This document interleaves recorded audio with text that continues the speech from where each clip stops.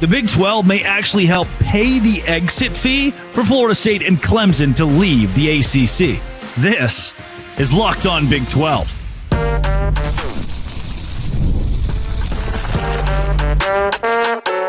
You are Locked On Big 12, your daily podcast on the Big 12 Conference. Part of the Locked On Podcast Network, your team every day.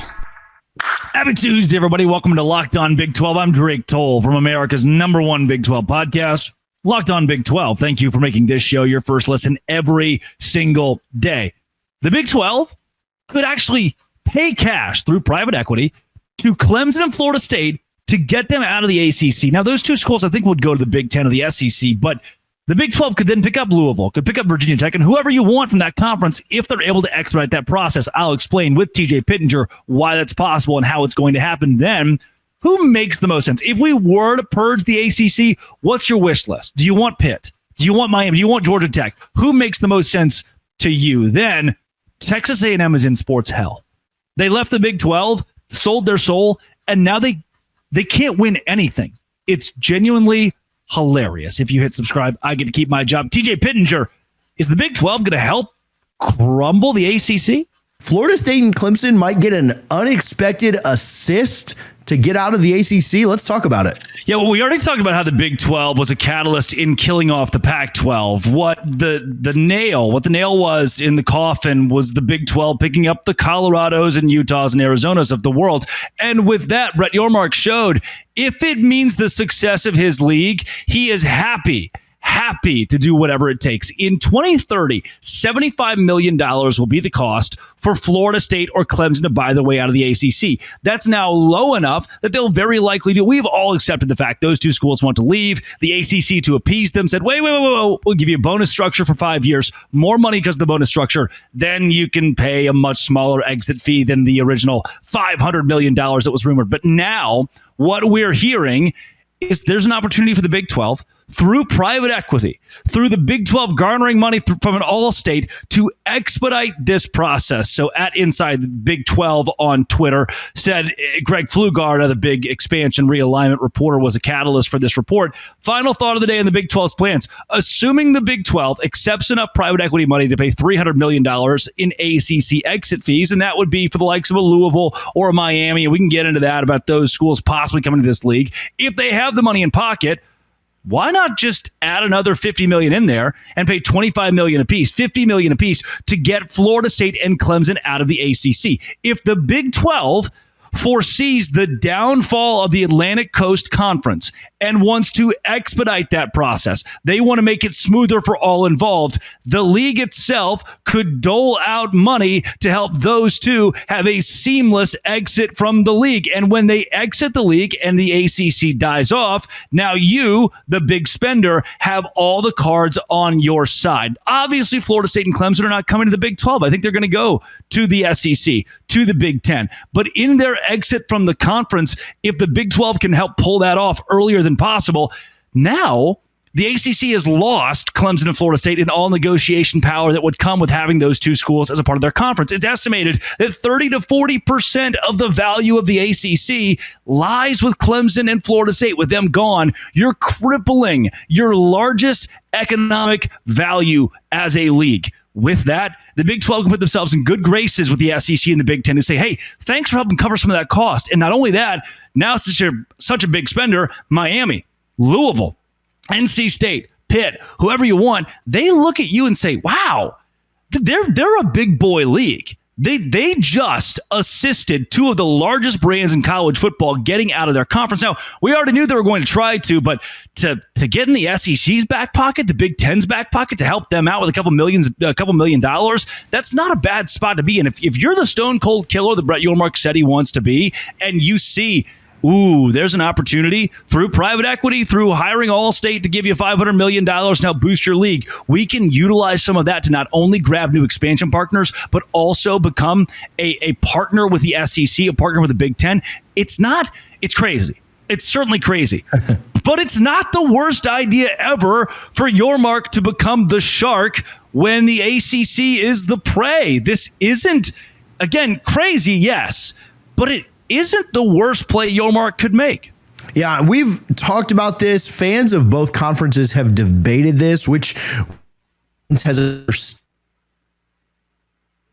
but I do think that this would be a way for the Big 12 to solidify themselves, to weaken an opponent. At the end of the day, it's about eyeballs, it's about revenue, it's about putting yourself in the best spot possible. In our next segment, we will talk about Miami and Louisville. Hit the subscribe button. We'll talk about maybe what the impacts are there for other schools. But with Florida State and Clemson, I would agree. It feels far-fetched. It feels crazy. Yeah. I don't know that I could see it, but I'll tell you, 3 years ago, I don't know that I could have seen everything that's gone down now either. What I wonder, and maybe we'll have some legal minds chime in here, is there a bit of... is there a legal issue to doing this? Can you do this for somebody else? Like, if I was to give you a certain amount, if I was to give you $25 million, you'd have to there'd be some tax implications there. There'd be some things that you have to do to kind of cover yourself. Would the Big 12 really be allowed to do this? And that's more of a hypothetical. I don't know if you know the legal answer here, but you know how tortious interference and things like that work from a legal perspective. I wonder, and I'm somewhat asking that. I don't know if you know the answer. I'm somewhat just asking that out loud. Maybe somebody in the comments would like to chime in.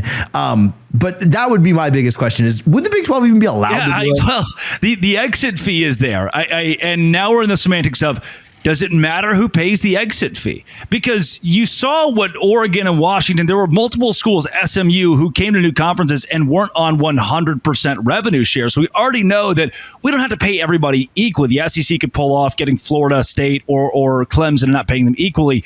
But could that conference actually give money to the ACC, like cash or a player to be named later to be able to commandeer those schools? Or could the Big 12 say, hey, Florida State, in the name of our conference, through private equity, we want to give you a $50 million gift? Or, so these are questions I'm also asking the lawyers out there. Or can Allstate, who jumped into this private equity deal and wants a seat at the table and give the Big 12 money, can they say, hey, Allstate, as a part of this, we want you to give $40 million toward an exit fee for an ACC school. We want you to help pitch in because now your brand is going to grow as our conference grows. Say ESPN, it's only going to help you. And maybe that's what we've missed in the first 10 minutes of the conversation is where ESPN plays in this, because we know if they want you somewhere and that conference is under contract with ESPN, they're going to find a way to get you there. Fox is the same way. Hey, we would really love the LA market in the Big Ten. Cool. Let's do it. Hey, we would really love if Texas and Oklahoma came to the SEC and built even bigger matchup. Cool. The networks are going to pull it off. And if they can pull it off,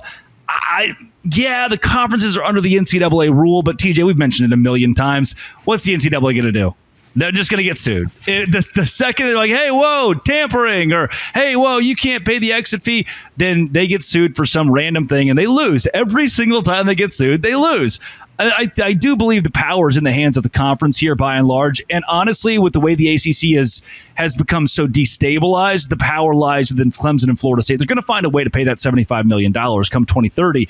And if the SEC helps foot that bill, the Big 12 can also help foot that bill, even though they're not getting those two schools, just as speed this process up, get in good graces with everyone else, and try to create a power three by adding Miami or Louisville or the rest of the league.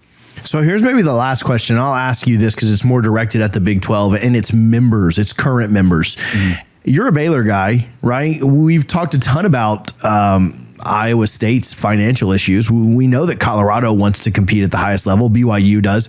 How do you feel if you're a current member of the Big 12 and the Big 12 says, hey, yeah, we're going to spend $50 million to help out Florida State and Clemson? Do you kind of look at that sideways? If you're Iowa State and you're like, dude, we might go under in a year or two. Like you can't do this. Like we should be investing that money internally. Would that give some Big 12 presidents pause? I think so, but at the same time, we're talking about $50 million that when pooled to go one direction is very strong. When split 16 ways, that's the price of one quarterback in the NIL era. That's where you look at Iowa State and say, yeah, we'd love to help you out, but if we're being serious about this, our conference is going to think. This is great. I love that you asked that question, DJ. The Big 12 is going to look at Iowa State and say, do you want $4 million one time? Do you want $4 million one time? Or if we took this $50 million and everybody kind of pitched in and forfeited that $4 million and it helped bring in Miami or helped bring in Louisville, and from there, ESPN, when the Big 12 reworks its TV contract in 2031, this all is right around the same time, ESPN says, hey, we're going to give you $10 million more per year per school, go from $30 to $40 million per year per school because your league's valuation has grown so much with the likes of Miami or Virginia Tech or Georgia Tech or Duke or whoever. Because of that, now, yeah, you forfeited some money on the front end and, we're so unstable. But now you have financial stability, or at least more financial stability, because your TV contract just went up. That's what you want. You want your year-over-year TV money to grow, to increase, especially in an era where that TV money is keeping the lights on at your stadium, your tennis stadium, your tennis facility. If you're Iowa State, yeah, you forfeit a bit on the front end, but if the Big 12 can dole out private equity money toward adding bigger members, that's investing in the league long term, investing in keeping ESPN, Fox, TNT in your back pocket, and that's going to pay off. Today's show is brought to you by FanDuel. FanDuel is the #1 place to make money. Yeah, the NBA playoffs are in full swing, and I really do think that the Oklahoma City Thunder will be upset by the Minnesota Timberwolves. Why? Because I'm a Spurs fan. And if you think that too, you can go to FanDuel, whether it's a winning shot or a live parlay or any of that. Yeah, you could do it, but you could bet on the actual series winner itself, plus money right now for the Timberwolves. Stay in the game with FanDuel. Which players are showing up in the biggest moments? SGA, if you're a big fan of that guy, go put some money on his props and track his trends to build your next bet. And $200 in bonus bets added to your account and added to the excitement if your first $5 bet hits. If you're new to FanDuel, it's the perfect time to sign up. Go to FanDuel.com to place your first $5 bet. If it wins, you'll get $200 in bonus bets. Make every moment more with FanDuel, official sports betting partner of the NBA. Miami, they want to go to the Big Ten. Miami wants to go to the SEC. The SEC is not interested. And the Big Ten, by and large, is also not interested from a lot of the things that we've heard. And inside the Big 12 on Twitter, or Greg Pflugar, you talk to some of these expansion reporters and those who are really well connected, have their ear to the ground. They talk about how Miami is not in a position with what have you done for me lately to grow into the Big Ten. Now, I also, don't get mad if you're a Miami fan, I also don't think that Clemson is SEC ready or Clemson is Big Ten ready. Reason being is they've had effectively one. They had Danny Ford a while ago. They've had one good head coach in college football, Dabo Swinney, who, has dominated there for 15 years, but what happens if they become Tom Osborne in Nebraska? And when he leaves, the valuation for the school goes way down because Dabo Swinney's gone and they can't win at football anymore. That's what Miami is facing. Yeah, they had some awesome runs in the 80s and into the 90s, early 2000s, even Howard Schnellenberger starting things off there. But we're not the Miami of old. Fans aren't showing up to games. The NIL may be strong, but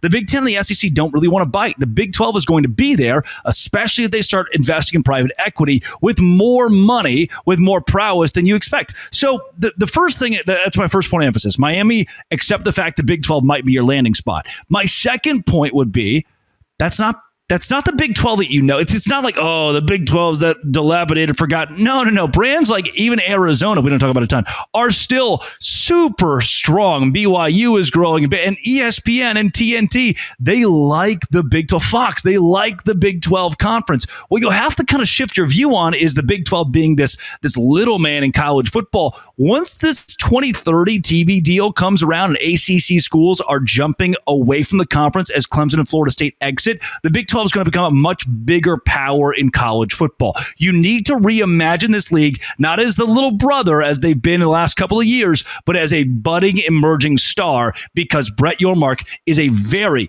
powerful business mogul that will get them there. So Miami coming is not the worst thing in the world. Louisville being right there with them, Virginia Tech, Georgia Tech. The possibilities are endless. I think the short list starts with Louisville, Miami, though. It would surprise me. Like if I'm talking in full transparency as somebody who doesn't even like Miami, it would surprise me if they landed there. If Yormark was able to pull that off, because I think Miami's destined for the Big Ten is my personal opinion. If he was able to pull that off, I think that would be absolutely massive. I think that could also be huge for Miami in And with respect to Miami would immediately, now whether or not they lived up to this would be an issue, and I hope the Big 12 fans don't get mad at me for saying it.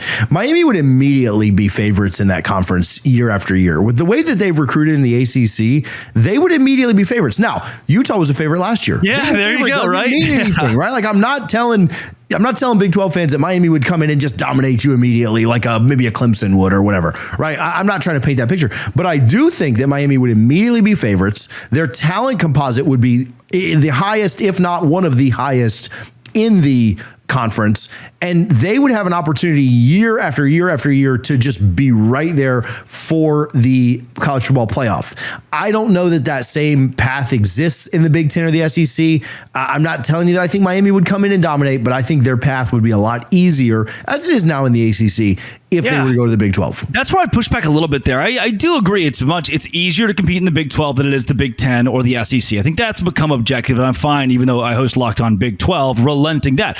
But the Big 12 it's better in football. It's deeper in football than the ACC. I mean, last year we looked around the ACC. We're like, the top end of this conference hasn't played a single ranked team. Even Clemson's down. You're looking at the ACC going, wow, you get past like the third team in the league, and shoot, we're not really seeing a ton of production here out of your Wake Forests, your NC States, your Boston Colleges. Yeah, the Big 12 has a handful of those for sure. And the back end of our conference could get better. Cincinnati's been dilapidated their first 2 years in the conference, but they also went to a college football playoff. We've seen potential. Houston won 12 games just 5 years ago. We've seen potential out of the lower end of the conference. Whereas in the ACC, did you know, this is a wild poll, this is also CW Lambert, that Virginia has played just one game on ESPN or ABC since 2019.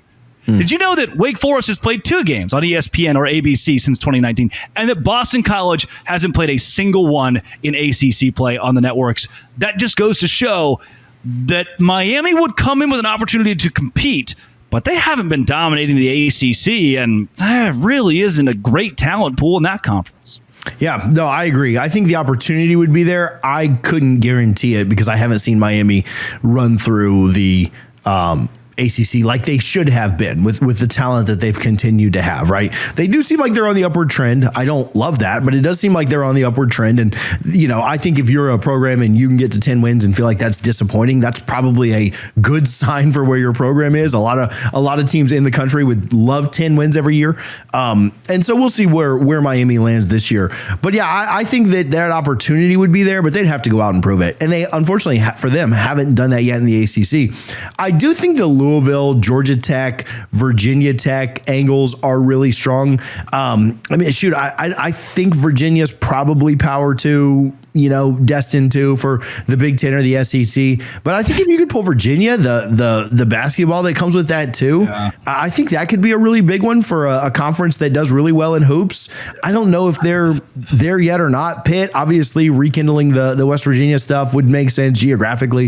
I think they make sense too, kind of that Midwest vibe that you've got up there with Cincinnati and WVU. But I do think that there's definitely an opportunity, like we talked about in our first segment, which I'll link at the very end of this. I think there's an opportunity for, Clemson, Florida State, maybe North Carolina, maybe one more program, even if it is Miami, go to the SEC and Big Ten. There's an opportunity for the Big 12 to absolutely, that would be kind of that would be the put the ACC on life support. The Big 12 could just finish them off by taking that next run, whether it's, Louisville, Virginia Tech, Georgia Tech, these teams that we mentioned, to where then what's your best NC State? I think NC State would be a good fit for the Big 12. I think they'd be a very good fit with basketball too. Baseball's got a really good program too. Finished second in the ACC this year. And, I think that would be, the SEC and the Big Ten could deal a pretty serious blow, but I think the Big 12 could just finish off the ACC at that point. That would be the goal. If you're Brett Yormark, now take less competition, and the less competition there's more money for you. And that is because ESPN no longer has a contract with the ACC in that event. And the money there can now go to the Big 12. Or look, some of that money will certainly go to the SEC. It will certainly go to the Big 10 when all this shift is happening. But it just means that the Big 12 conference in general can have more. And Washington State and Oregon State look at the ACC and they see Boston College and Wake Forest and say, welcome to the club. Syracuse, welcome to the club. You guys are no longer Power 3 conference contenders because you're just not in a conference that has that kind of weight, and you have to find a new home. And man, that's where you get into the semantics of that part of the conversation of you're denying some college programs the opportunity to compete at the highest level. You're kicking them you're kicking Syracuse, Boston College, Wake Forest out of major competition. And then on the flip side of that, man, capitalistic mindset in this country and this economy, is when money matters and all. What are we losing? What are we losing if Wake Forest isn't competing on the national stage every year? Based on what I just told you about having 2 games on ESPN or ABC since 2019, we're not losing much. We're not losing much from a capitalist view, and that's the way we have to view college athletics. Do you think it's killing it? Yeah, it is. It's definitely killing it the way that we've always known it. But it's also dwindling it down to this elite group of Nick Saban. He's mentioned it, 40, 50 schools that will be on the national spotlight.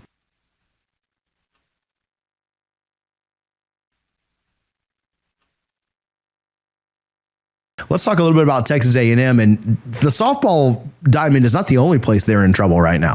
Yeah, Texas A&M is in a really bad spot, and that spot is kind of the same spot they've been in for a decade, but add UT into the fold. This is far and away, that I can think of, far and away the worst stretch you could ask for as an athletic department. Losing to SEC opponent Texas, conference opponent Texas, where you lost 2 out of 3 in basketball, yet swept in baseball. Football, you were beat on your own turf, and Texas makes the college football playoff. Then, outside of that, just outside of your rival who has beaten you, football goes 1-4 down the stretch, blows a chance at the college football playoff after seeming like you finally had it all put together. Men's basketball chokes in the postseason. Can you make a deep run? Nope, you can't, and your coach is going to leave. Women's basketball, terrible. Arguably the worst team in the SEC. Soccer, kind of in that same spot. Baseball, first ever preseason number 1 to fail to make the NCAA tournament. Baseball was putrid this year. Then softball. The worst part, if you're an A&M fan, and this is the Big 12 gods. This is Bob Bowlesby pointing and laughing at A&M for doing what they did by leaving the conference and now just being terrible. This is the reason we have to double down and do this segment again, is because just when you think it couldn't get worse, for the first time in history, it's never been done before, the number 1 team in the country fails to make it out of its own regional in college softball, number 1 in the land, and they lose to Liberty. Now, I'm a Liberty guy. I think they're awesome. But that's a great story. I'm not upset at Liberty. But still, if you're number 1 in the country, you shouldn't be. I mean, you talk about women's tennis had a terrible loss, and equestrian. It's like you can go all the way down to some of the sports that people aren't paying as much attention to, and still A&M is feeling heartbreak. But this has become a trend. Even when they have just a semblance of a hope at being good, a la last year's football team, the bottom falls out. What are we talking about last year, going to the college baseball national championship, the finals of the World Series, and the bottom falls out. They can't get out of their own way as a university. And I mentioned this before to you, TJ. I'll say it again. I know there's an A&M commenter out there like, how stupid do you sound by saying A&M would be better off in the Big 12? Doesn't that make the Big 12 look bad? Not bad, but let's again be very honest with ourselves. The SEC is better than the Big 12 in at least baseball and football. The Big 10 is better than the Big 12 in football. I'll give you those. A&M could compete at a higher level, have a better chance to compete in the Big 12 conference. So could Nebraska. So could Miami. But A&M had to bite off way more than they could chew by going to the SEC. And what they have experienced in the 2024-2025 athletic year is the single most devastating athletic season in the history of college sports. And I don't know if it can really get any closer, because there were points for, it felt like every major program where they were good and they could be elite and possibly win a national championship, and they just kept choking. Not a very fun year to be an Aggie, and the fact your rival is now in the middle of that fold and beating the crap out of you is part of that. And TJ, to double it down, we'll get to this in a second, the money A&M has spent on athletics shouldn't equal what's happening. Yeah, that's a great segue into what we want to talk about. They've recruited well, right? And I think they'll always recruit well, but they're not for all the money that A&M like kind of flaunts, right? Oh, the oil money, oh, the SEC money, oh, this, that, and the other. They're certainly not anywhere close to what Texas is doing. I don't know if they're close to what Texas Tech is doing. That might be a better comparison, though, than Texas. Is part of their problem what they're still paying Jimbo? Because they're leading the country in paying buyouts consistently, and it seems to be a pretty big problem now. Because why are they not? I mean, I know money doesn't fix everything, but you look at Miami, right? And I know this is a wild comparison. Miami finally got tired of being called out for not caring about athletics, for not caring about football. And what did? They went out and spent a crap ton of money on Mario Cristobal and his staff. And there seems to be an upward trajectory there. There are rumors that Miami's program is spending $35 to $40 million in NIL this year. They are landing recruits in the portal, and they just signed the number one recruit in Jackson Cantwell, or got him to commit, obviously signing days later. They went out and hired Duke's assistant coach. They made the Final Four a couple of years in basketball, paying one of the most well-paid rosters in college athletics and in hoops too. Why is A&M just not throwing a crap ton of money at this? And I'll give you the easy answer. Is it because they're still paying Jimbo money? It is a big part of it. It's so funny to me. A&M, who generated $266 million in revenue in 2024, they've got money. They're just throwing it around in the worst places possible. If you look at the SEC's severance payments in 2024, this is the spending of SEC schools. Yeah, Auburn's still paying a couple buyouts, around $10 million. Even UT's paying $7.5 million to pay some of their deposed. And Mississippi State paying $5 million. LSU's a little bit below that. Alabama's the only school not paying anything in severance for fired coaches because Nick Saban wasn't fired. Everybody else is paying, even South Carolina, a little something still. Except remember when I told you Auburn had about a $10 million loss last season in severance pay to former coaches? A&M's is at $30 million, pushing $30 million. That's going down the drain for a guy who I saw take a picture with a random fan at Florida State at a what's the city? Gosh dang it, TJ, this is you. Tallahassee Publix. He's at a Tallahassee Publix in a t-shirt and gym shorts, taking pictures with random guys who are like, "You're Jimbo Fisher." The guy just pushed his shopping cart around like, "Well, I used to be." He's making millions of dollars off of A&M, who put $28 million down the hole out of just severance pay. That's not good. If you want to be legitimate and you want to scream, "Hey, we've got the revenue and we've got the money and we can do whatever we want," a lot of the money that you do have is being spent. And in ways that aren't furthering your athletic department, they're actually pushing people further from your athletic department. That's the reason you're spending it. Texas A&M is just in a world of hurt right now. And the biggest problem to me is I don't know where you go. I don't know how you've changed it. I'm not sure if it's a Trev Alberts issue or Ross Bjork or who. I mean, you've changed athletic directors and men's basketball coach and softball coach and football coach and baseball coach, but nothing's changing. This is the same conversation we had 10 years ago about Texas A&M post Johnny Manziel. What are they? What can they do? Can they revive? I'm just not sure if the answer is yes, at least not right now. I mean, you look at Nebraska, they're not in a great spot. They're not in a great spot, especially in football. Look at Colorado, they came back to the Big 12. Look at Oklahoma, they have some regrets because they're not competing very well in year one in the SEC. But I think A&M, of the schools that left the Big 12, is far and away in the worst situation. Are they just somewhat unlucky? Could it just be unlucky? Like, can you be that unlucky? You know, because I will say they were really close in baseball, right? Some things go their way. Tennessee was Tennessee entered the World Series as the number one team. They were supposed to win. Like, I'll give A&M some grace there. Football, it was year one under Elko.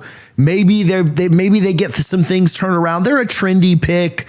Not to win the SEC, but to compete again. Their schedule sets up okay. Are they just unlucky? I mean, I don't think, listen, I'm biased being an alum. I don't think Liberty should have had to go to the 1 seed. Now, I'm glad they did because I love the way that worked out. I think Liberty was better than having to go play at a 1 seed in the tournament. Like, I think they were misappropriately ranked and seeded. So are they just could you just say they're unlucky?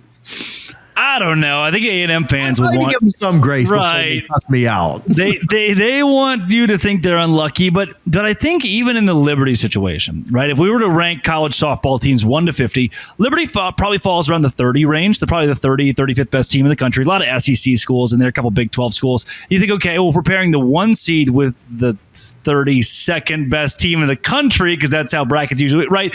So what we start to understand is, they seemed unlucky optically, but I don't know if they really were. And then in baseball, they had the best coach in college baseball, arguably Jim Schlossnagle, who'd built so much at TCU, and one of the largest NIL budgets. You're like, we want to play the underdog card. Not sure if we really get. And then in football, you started 8-1.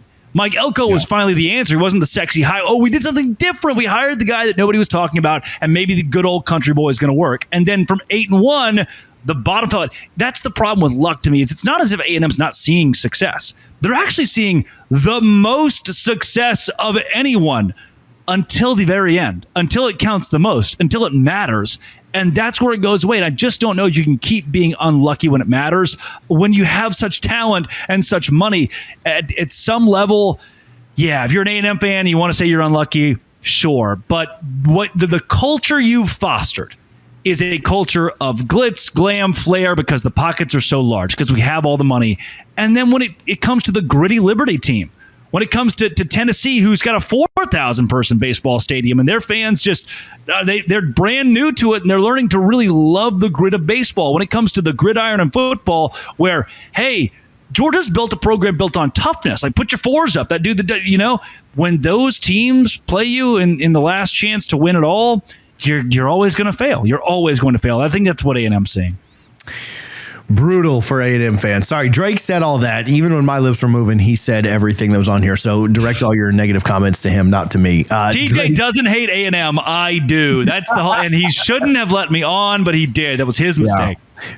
Your show was good until you had Drake on, so that's what I've heard. So, thank you for tuning in to College Football Addiction. Drake Seatole, Locked On Big 12. You can check him out all over the place on social media. Drake Seatole and Locked On Big 12. Make sure you subscribe to both College Football Addiction and Locked On Big 12 on Apple, Spotify, wherever you get your podcasts, and of course here on YouTube. Drake, we'll talk to you again next week. No doubt.